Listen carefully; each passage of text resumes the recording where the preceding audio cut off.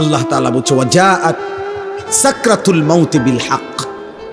এই কথাটা সূরা কাফ কোরআনুল কারীমের 26 নম্বর পারা 50 নম্বর সূরা, সূরা কাফ এই সূরার একটা আয়াত। আল্লাহ বলছে বান্দা সত্যি সত্যি একদিন মৃত্যু যন্ত্রণা আসবে।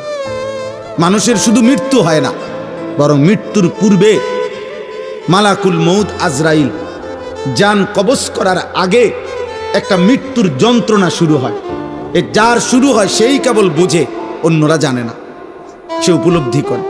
সাকরাতুল মাউত বলে এটারে। কি বলে? মৃত্যু যন্ত্রণা।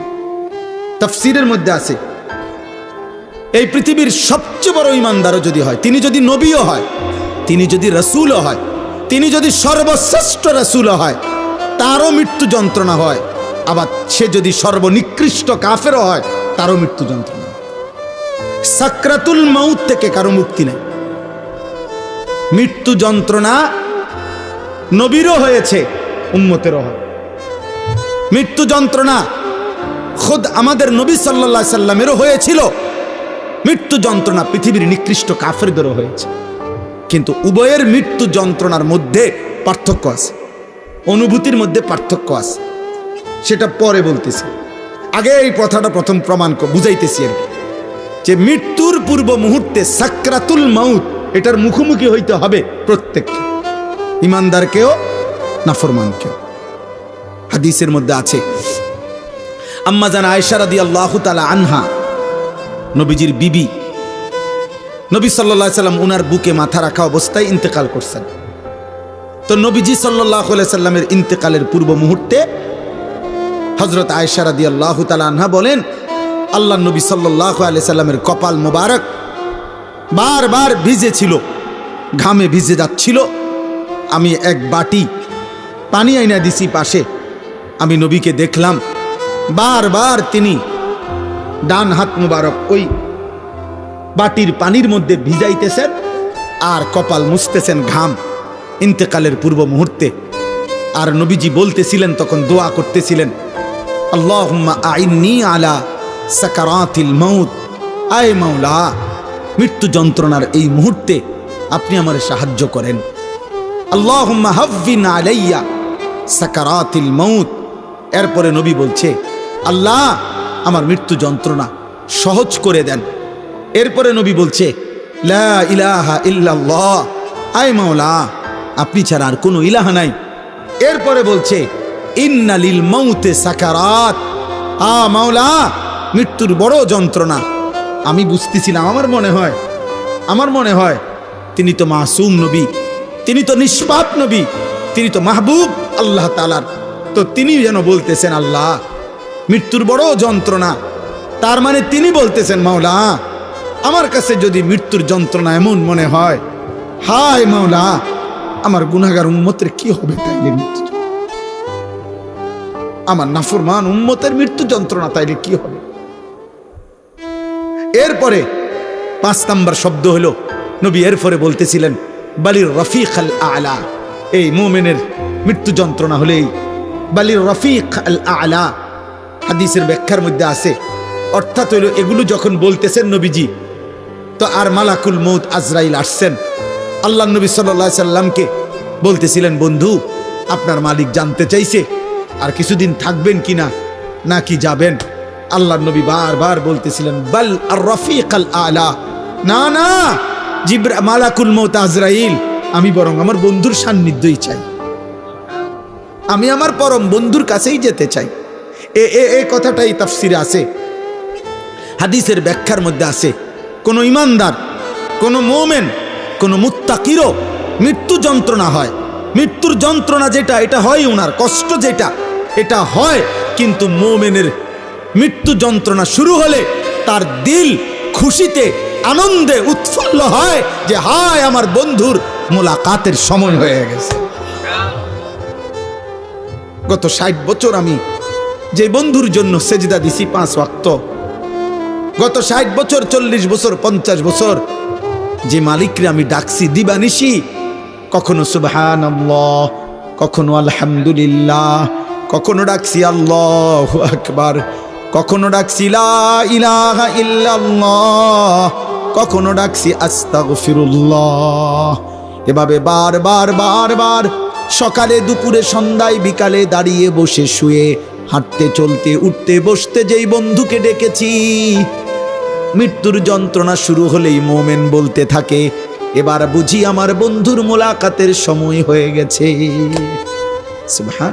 আল মাউতু জিসরুন অথবা জাসরুন ইউসিলুল হাবিব ইলাল হাবিব, কিতাবের মধ্যে আছে, ইমাম কুরতুবী রাহমাতুল্লাহ আলাইহির কিতাব আত-তাযকিরা, ওই কিতাবে আছে মৃত্যু হলো একটা ফুলের মতো, মুমিনের মৃত্যু একটা ব্রিজের মতো, মুমিনের মৃত্যু একটা সাঁকো পুলের মতো, যেই পুলের এই পারে এক বন্ধু, এই বন্ধুর নাম হলো মুমিন, আর ওই পারে আরেকটা বন্ধু, ওই বন্ধুর নাম আল্লাহ।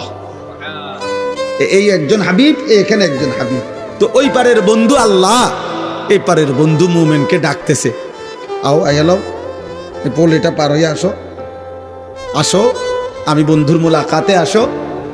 তো বুজুর্গানে দিন বলে মৃত্যু হচ্ছে এমন যে একটা পোল, যেন এক বন্ধু এই পোল পার হবে মানে মৃত্যুবরণ করবে, তো পরম বন্ধু আল্লাহর মোলাকাত হয়ে যাবে। মোলাকাত, তাইলে কথাটা বুঝেন, মৃত্যুর যন্ত্রণা মুমিনের হবে কিনা?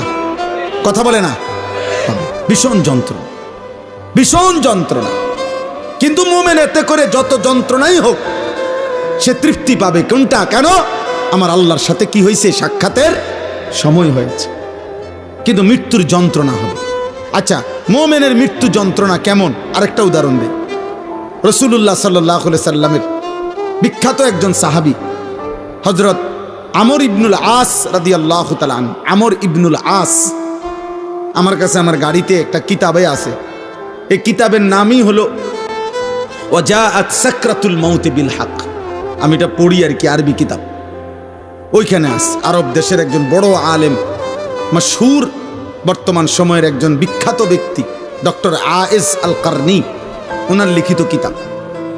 তো উনি লিখছেন সেখানে নবীজির একজন বিখ্যাত সাহাবী আমর ইবনুল আস রাদিয়াল্লাহু তাআলা অনেক প্রসিদ্ধ সাহাবীদের একজন। এই সাহাবীর মৃত্যুর সময়, ওনার যখন সাকরাতুল মউত শুরু হয়েছে, মৃত্যু যন্ত্রণা, তখন ওনার ছেলে আব্দুল্লাহ, উনিও সাহাবী, এই সাহাবীর ছেলেও, আমি বললাম আপনারা এই এখনো দুই একজন মোবাইল ধরে রাখছেন, মানে বুঝতে চাচ্ছেন না, আপনি শুনেন, আপনি শুনেন। তো আব্দুল্লাহ রাসূলুল্লাহ সাল্লাল্লাহু আলাইহি সাল্লামের সাহাবী আমর ইবনুল আসের ছেলে আব্দুল্লাহ, উনিও সাহাবী, মানে বাপ ফুত দুইজনেই কি সাহাবী। তো এই ছেলে আব্দুল্লাহ ওনার আব্বা আমর ইবনে আসকে জিজ্ঞেস করতেছে মৃত্যুর পূর্ব মুহূর্তে, আব্বা বলেন তো এই মুহূর্তে আপনার সাকরাতুল মউত, মৃত্যু যন্ত্রণা কেমন মনে হচ্ছে? কিতাবে লিখছে সাহাবী কি কয় শুনেন, উনি ইমানদার, উনি সাহাবী, নবীজির কলিজার টুকরাদের একজন। উনি বলতেছে, ইয়া বুনাইয়া, হে আমার প্রিয় সন্তান, কান্না জিবালাদ দুনিয়া আলা সাদরি ফুত, সন্তান আমার মনে হচ্ছে পৃথিবীর সবগুলো পাহাড় আমার বুকের উপরে চাপ দিয়ে রাখছে। এক মুমিন বলতেছে, এক সাহাবী বলতেছে, কান্না জিবালাদ দুনিয়া আলা সাদরি, যেন পৃথিবীর সবগুলো পাহাড় আমার বুকে চাপ দিয়ে রাখছে রে। এরপরে আরেকটু আছে, উনি বলছে ওয়া কান্নি আতানাফাসু মিন সাকবিল ইবরা, আমার মনে হচ্ছে ফুত সন্তান আমি যেন এই বুকে পাহাড় চাপা অবস্থায় সুইয়ের ছিদ্র দিয়া নিঃশ্বাস নিতেছি, ছিদ্র দিয়ে আমি যেন একটু একটু নিঃশ্বাস নিচ্ছি। প্রিয় বন্ধু, প্রিয় নওজোয়ান, আমার বাপ বলেন তো, একজন ইমানদার, একজন সাহাবীর মৃত্যুর যন্ত্রণার হালাত যদি এমন মনে হয়, আজকে 30 বছর যে সুদ খায়, এবার কি তো হবে? আজকে 60 বছর বয়স, এখনো যিনি বিড়ি সিগারেট খায়, ওনার কি হবে? আজকে 60 বছর ধরে কথায় কথায় যে গালিগালাজ ছাড়া কথা বলতে পারে না, ওনার কি হবে? আজকে 60 বছর ধরে যিনি চা দোকানে বসে বসে এখনো বুড়ো হয়ে গেছে, এখনো রঙিন টেলিভিশনে নাটক সিনেমা দেখে, ওনার কি হবে? যে মহিলা আজকে 20 বছর ধরে 30 বছর ধরে বেপর্দা, আমার ওই মায়ের কি হবে? যে বোন আমার পরের ছেলের সাথে হারাম সম্পর্ক, অবৈধ সম্পর্ক করে, আমার সেই বোনের কি হবে? আমার যুবক, তুমি যে গত 365 দিনে 1 বছরে কোনো দিন ফজরের নামাজ পড়লা না, তোমার কি হবে দোস্ত? হ্যাঁ, এই সময়ে যদি তোমার মৃত্যুর যন্ত্রণা শুরু হয়, হালাত কি হবে? বলো ভাইয়া, বলো ভাই। এরকম কয়টা উদাহরণ শুনবা? হযরত নূহ আলাইহিস সালাম 950 বছর যিনি দুনিয়ার হায়াত পাইছেন, ওই কিতাবে লিখছে, ওনার যখন মৃত্যুর যন্ত্রণা শুরু হয়েছে, ওনাকে জিজ্ঞেস করছে, হে নবী নূহ, গত 950 বছর পৃথিবীতে ছিলেন, আপনার কাছে কেমন লাগছে? কতটুকু সময় ছিলেন দুনিয়ায়? 950 বছর কি মামুলি কথা? নূহ আলাইহিস সালাম কি বলছে জানেন? নূহ আলাইহিস সালাম বলছে, শোনো, আমার মনে হচ্ছে একজন লোকের একটা ছোট্ট ঘর, একটা ছোট ঘর, যে ঘরের এদিক দিয়ে একটা দরজা, এন্দিয়া ঢুকে এন্দিয়া বাইর হয় আরেকটা দরজা দিয়ে। উনি বলেন এই দরজা দিয়ে ঢুকে এই দরজা দিয়ে বাইর হইয়া মাঝখানে ঘরের এই জায়গাটুকু পার হইতে যে কদ্দুর সময়, উনি বলেন আল্লাহর কসম, মৃত্যু যন্ত্রণার এই মুহূর্তে গত 950 বছর আমার কাছে এমন মনে।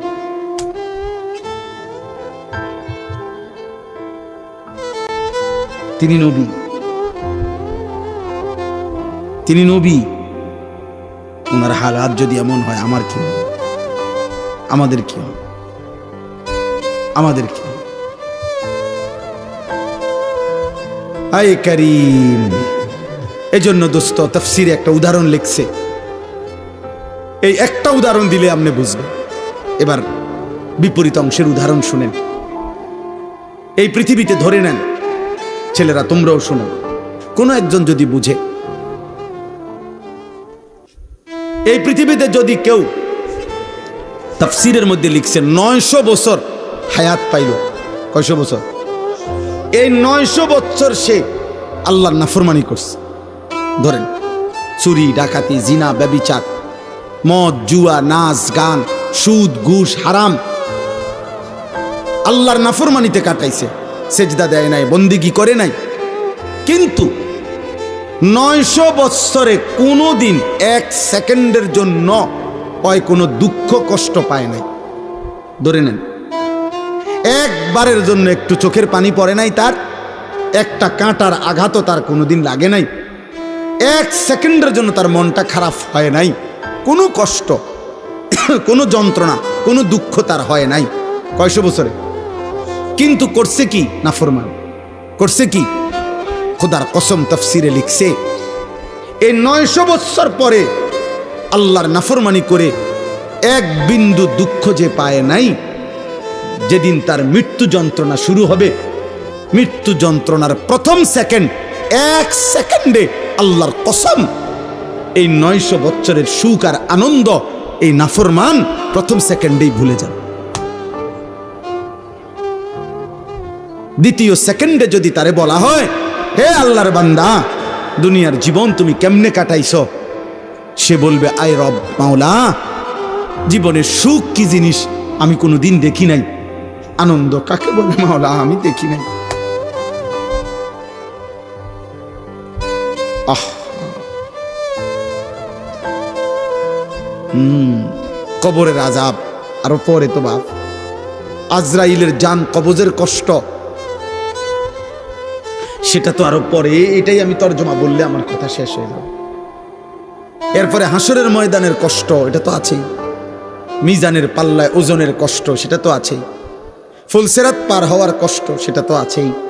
জাহান্নামের আযাবের কষ্ট, আগুনের কষ্ট তো আছেই দোস্ত।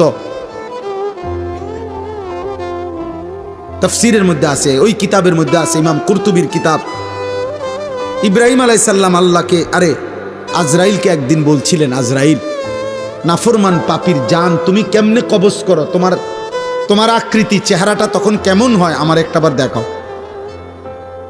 খোদার কসম আজরাইল বলছে, ইব্রাহিম নবী, আল্লাহর দোহাই আপনি আমার এটা দেখতে চাইেন না, আপনি পারতেন না সহ্য করতে। ইব্রাহিম আলাইহিস সালাম বললেন, না আমি দেখবই, তুমি আমারে দেখাও। তো হযরত ইব্রাহিম আলাইহিস সালামকে মালাকুল মউত আজরাইল বলল, হে নবী ইব্রাহিম, আমারে 30 সেকেন্ড সময় দেন, 1 মিনিট সময় দেন, আমি আপনার থেকে একটু আড়াল হব। আচ্ছা ঠিক আছে। একটু আড়াল হইয়াই 1 মিনিট বা 30 সেকেন্ড পরে আজরাইল আবার ফিরে আসছে ইব্রাহিম নবীর সামনে। আল্লাহর কসম, ওই নাফরমানের জন্য আজরাইলের যে আকৃতি আগুনে ভরা, সারা দেহে জাহান্নামের আগুন ধাউ ধাউ করে জ্বলতেছে, ওই চেহারা নিয়ে আজরাইল যখন ইব্রাহিম নবীর কাছে এসে দাঁড়াইছে, একটা চিৎকার দিয়া ইব্রাহিম নবী বেহুশ হয়ে গেছে। লম্বা সময় পরে যখন হুঁশ আসছে আজরাইলকে স্বাভাবিক সুরতে, তখন ইব্রাহিম নবী দেখে বলছে, মালাকুল মউত আজরাইল, কবরের কষ্ট, জাহান্নামের কষ্ট, হাসরের ময়দানের কষ্ট কোনো নাফরমান পাপীর জন্য লাগবে না। তোমার এই বিভৎস আকৃতি দেখলে, তোমার এই বিভৎস চেহারা দেখলেই জান কবজের সময় কোনো নাফরমানের 70 বছরের পাপের যন্ত্রণার জন্য এটাই যথেষ্ট, আর লাগবে না, আর লাগবে না।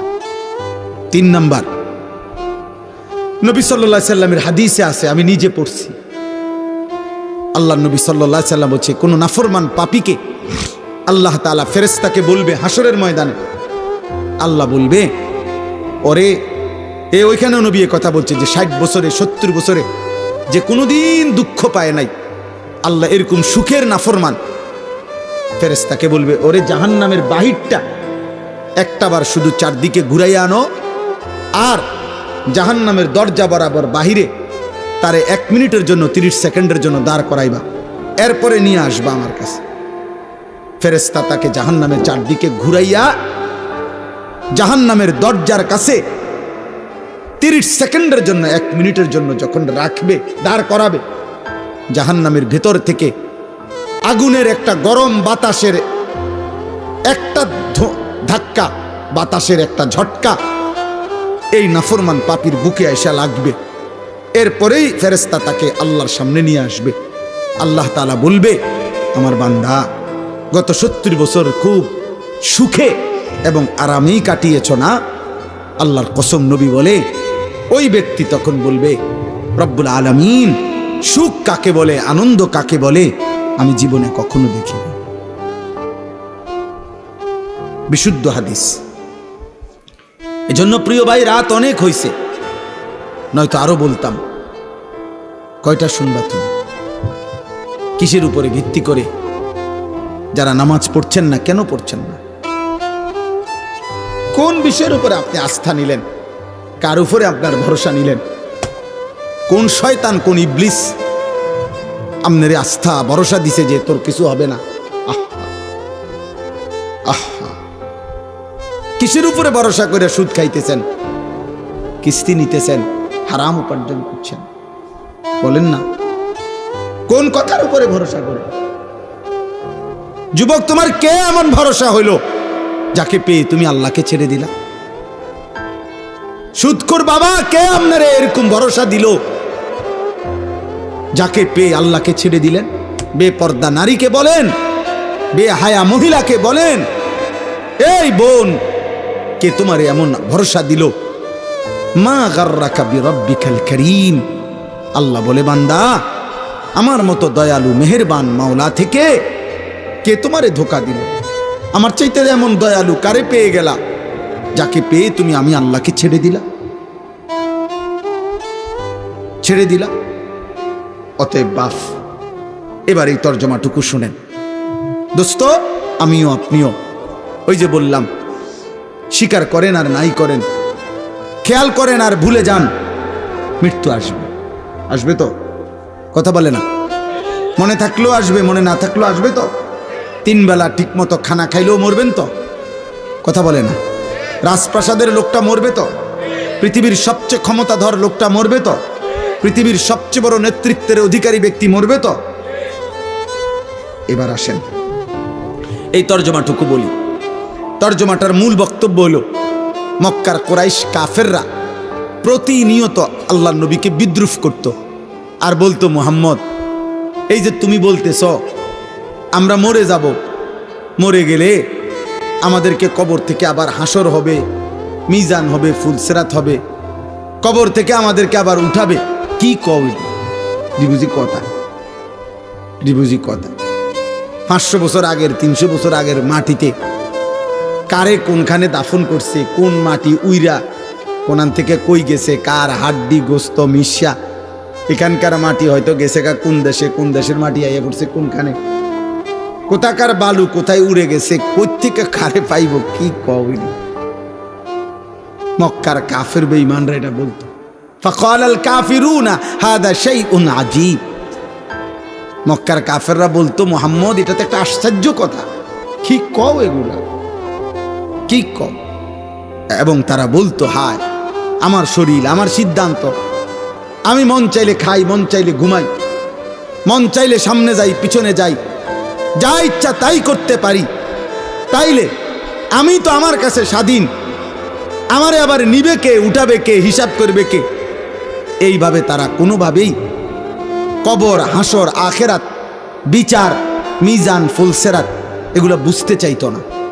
তো আল্লাহ তাআলা এই আয়াতে তাদেরকে একটা বিষয়, এই নাফরমান পাপীদেরকে বুঝাইতে চাইছেন। কি বুঝাইছে? আল্লাহ তাআলা বলেন, তাফসিরের মধ্যে আছে, এই আর অল্প একটু তাফসিরের মধ্যে আছে, প্রত্যেক পাপী, কথাটা বুঝেন, প্রত্যেক নাফরমানের যখন মৃত্যুর সময় হবে, তো মালাকুল মউত আজরাইল তার যখন জান কবজ করতে আসবে, তো নাফরমানের জান কেমনে কবজ করে? তো তাফসিরের মধ্যে আছে, প্রত্যেক নাফরমানের যখন জান কবজের সময় হবে, তো মালাকুল মউত আজরাইল প্রথম তার কলিজার ভিতর থেকে তার রুহুটা একটা টান দিয়া ছিঁড়ে ফেলে। এই টান দিয়া যখন রুহুটা ছিঁড়ে ফেলবে, তখন রুহুটা আইসা এই কণ্ঠনালী এখানে আইসা আটকায় যায়। এটারে বলে হুলকুম অথবা তারাকি, কাল্লা ইদা বালাগাতিত তারাকি, অথবা ফালাউলা ইদা বালাগাতিল হুলকুম। এই যে এই কণ্ঠনালীর অগ্রভাগে এসে রুহটা আটকায় যাবে, এবার আর এটা বাইরও হয় না, ভিতরেও যায় না, এই অবস্থায় থাকে। এরপরে আপনি এইটা দিয়ে এখন বুঝবেন সহজ। ওই দেখেন তো, এই যে টিস্যুর এই কাগজগুলো, এটা দেখেন বের করা খুব সহজ, এই যে টান দিলেই বের হয়, দেখছেন? এটা সহজ না? আচ্ছা, এই যে এগুলো দেখছেন, এই কাগজটা এনে একটা আলগা পলিথিন আছে, কথা বলেন না, এটার সাথে এমনভাবে লাগানো যে এটা চাইলেই আমরা টান দিলে খুলে না। এইটা যদি খুলতে হয়, এই পলিথিনটা কেমনে খুলতে হইব? এইটা এরকম টাইনে টাইনে ছিটতে হবে, ঠিক না? এই তাফসিরের মধ্যে লিখছে, নাফরমান পাপীর এই রুহুটা কণ্ঠনালী থেকে মালাকুল মউত আজরাইল এরকম টাইনা টাইনা ছিঁড়া ছিঁড়া বাইর করে। অথবা কাবাবের শিকে, কাবাব যারা গোশতের কাবাব খায়, শিক মানে লোহার শিকের মধ্যে ফেঁসায়া ফেঁসায়া আপনার কাবাব বানায়, এই কাবাব থেকে, শিক থেকে যেরকম গোশত টাইনা টাইনা টুকরা টুকরা বের করে, মালাকুল মউত আজরাইল রুহুটা এইভাবে কাবাবের শিক থেকে কাবাব যেভাবে টেনে টেনে ছিঁড়ে, এভাবে ছিঁড়ে ফেলে, এভাবে ছিঁড়ে ফেলে, এভাবে ছিঁড়ে ফেলে। অথবা যদি কেউ বুঝে এরকম যে কোনো ভিজা জিনিসের মধ্যে যদি তুলা ভিজা জিনিসের মধ্যে আটকাইয়া যায়, যেই তুলা এমনি স্বাভাবিকভাবে পড়তেছে না, তো এই তুলা যেরকম টাইনা টাইনা, ব্যান্ডিজের তুলা যেরকম টাইনা টাইনা ছিঁড়ে, খোদার কসম আল্লাহর নবী বলছে নাফরমানের রুহুটা আজরাইল এভাবে টাইনা টাইনা ছিঁড়বে, টেনে টেনে ছিঁড়বে। ফালাউলা ইজা বালাগাতিল হুলকুম, তো এবার আসেন এখানে আল্লাহ তাআলা বলেন এই নাফরমান পাপী, তো এই মক্কার কুরাইশ কাফের বেঈমান মুশরিকদেরকে কিয়ামত পর্যন্ত আল্লাহ চ্যালেঞ্জ করছে যে এই কণ্ঠনালীর কাছে আইসা যখন রুহুটা আটকাইয়া যায় নাফরমানের, তখন নাফরমান তো ছটফট করে, তো তখন তার আত্মীয় স্বজন সব তো পাশেই বসে থাকে, তারা তাকায় তাকায়া দেখে। তো আল্লাহ বলে, হে নাফরমানরা, যেহেতু তোমরা বলতেছো তোমার শরীর, তোমার স্বাধীনতা, তোমার ইচ্ছা, তোমার যা মন চায়, তোমার সব ক্ষমতা, তো এখন এই মুহূর্তে তোমার এই নাফরমান আত্মীয় যার কণ্ঠনালী আটকায় গেছে রুহু কণ্ঠনালীতে, এখান থেকে তার রুহুকে আগের জায়গায় ফেরত দাও। তুমি না বলে কইতেছো কবর হবে না, আখেরাত হবে না, মিজান ফুলসেরাত হবে না, তোমারে ফিরাবে কে, উঠাইবে কে কবর থেকে? তো যেহেতু তোমার এই ক্ষমতা, তো এখন তার জিউনাহা, এই রুহুটাকে এখান থেকে আগের জায়গায় ফেরত দাও। আনো তো, সম্ভব? কথা বলে না সম্ভব কারো পক্ষে? তো আল্লাহ তাআলা বলেন, যদি সম্ভব না হয় তো আল্লাহ তাআলার ক্ষমতার সামনে অহংকার করছো কেন? আল্লাহর ক্ষমতার সামনে যুক্তি দেখাচ্ছ কেন? যুক্তি দেখাইতেছ কেন? এই কথাটাই আল্লাহ বলছে, ফালাউলা ইজা বালাগাতিল হুলকুম, যখন রূহু এসে যাবে কণ্ঠনালীর কাছে, ওয়া আনতুম হিনা ইদিন তানজুরুন, তোমরা স্বজনরা তখন চারদিকে তাকে দেখতেই থাকবা। ওয়া নাহনু আকরাবু ইলাইহি মিনকুম ওয়ালাকিন লা তুবসিরুন, আল্লাহ বলেন, এবং আমি আল্লাহ তখন তোমার ওই ব্যক্তির সামনে আমি আছি, আমি তার নিকটেই আছি, যদিও তোমরা দেখতেছ না, আমি আছি। আচ্ছা, আমি আল্লাহ দাঁড়াইলাম, আল্লাহ বলতেছে আমিও আছি, তোমরাও আসো। তেও হইয়া রইছে, আজরাইলও টান মারছে। বুঝেন না কথাটা? পজিশনটা বুঝছেন না? আল্লাহ বলছে আমিও আছি, তোমরাও আসো। তারও অবস্থা খারাপ, কণ্ঠনালীর কাছে রুহু চলে আসছে।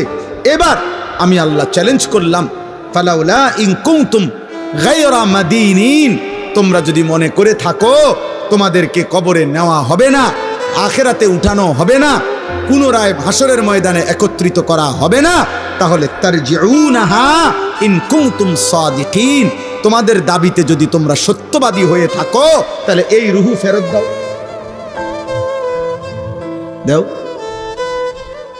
এই রুহু ফিরায় দাও, এই রুহু আপন জায়গায় বসায় দাও।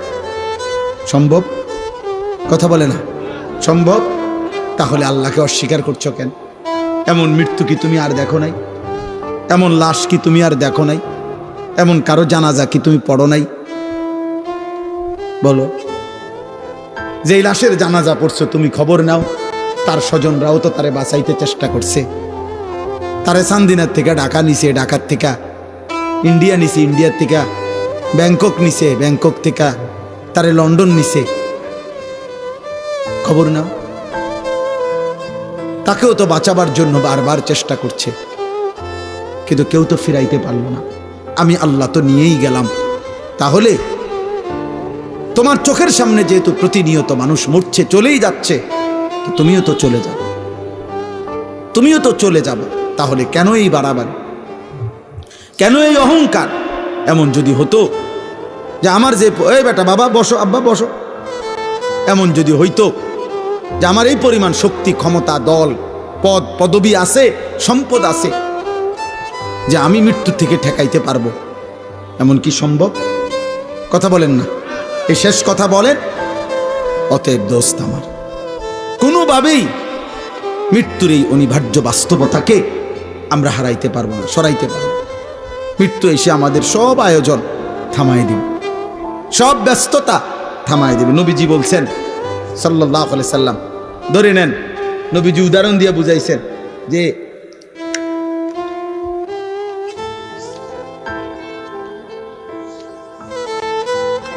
এরকম আগ দিয়া বুঝাইছেন নবীজি যে এখানে দাঁড়িয়ে আছে মানুষ, এই পর্যন্ত এখানে তার বহু স্বপ্ন, আশা, আকাঙ্ক্ষা, আর এই মাঝখানে তার মৃত্যু।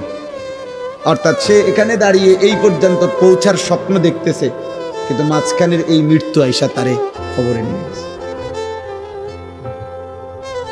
নবীজি আইকা বুঝাইছে, আইকা নাকি আব্বা? হাদিসে আছে না, আইকা বুঝাইছেন, হাত দিয়ে আইকা বুঝাইছে, জমিনের মধ্যে রেখা আইকা বুঝাইছে, আইকা বুঝাই। আশাটা বড়, আশাটা কি লম্বা। আরেকটা উদাহরণ দিছে নবী চতুর্ভুজের,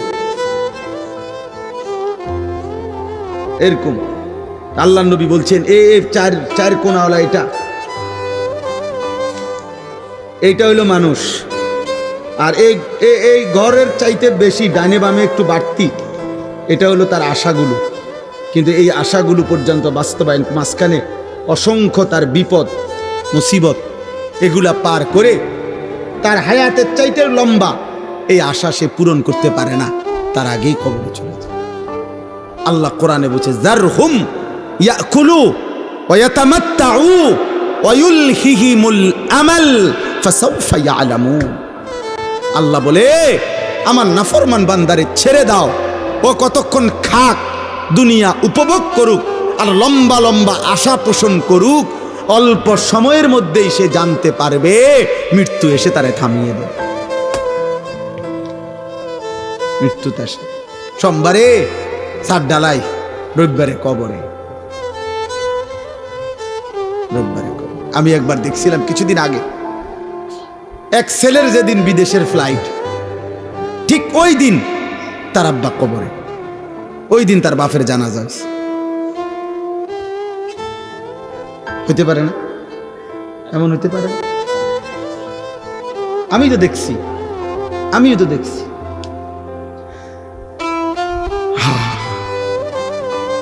আমি একদিন এক মাহফিলে গেছি, মাহফিলের আগে, বয়ান শুরু করার আগে আমার জন্য একটা মহিলার জন্য আমার থেকে পানি পড়ায় নিছে, পড়ায় ফুঁ দিয়ে দিতে কইছে আমারে। আমি মহিলার জন্য পানি পড়ে দিছি। মহিলা নাকি এই বাড়ির ঘরের পাশে আসছে, আইসা পানি পড়ে নিয়ে গেছে, তার জন্য পানি খাইছে। মহিলা অসুস্থ, বয়ান শেষ হয় নাই, এর মধ্যে আমার কাছেই আবার খবর আসছে যে ওই মহিলা ইন্তেকাল করছে। আমার দোস্ত, আমার ভাই, আমার কিশোর, আমার নওজোয়ান, যদি তোমার বিশ্বাস না হয় তো তুমি প্রতিদিন রাস্তার অ্যাক্সিডেন্ট দেখো, কত কিশোর, কত যুবক, কত মোটরসাইকেল আরোহী প্রতিদিন হারিয়ে যায়, কবরে চলে যায়। অতএব আজ রাত গভীরে আমরা আমাদের মৃত্যুর কথা স্মরণ করে আমরা যেন ইবাদত আমলের প্রস্তুতি নিই।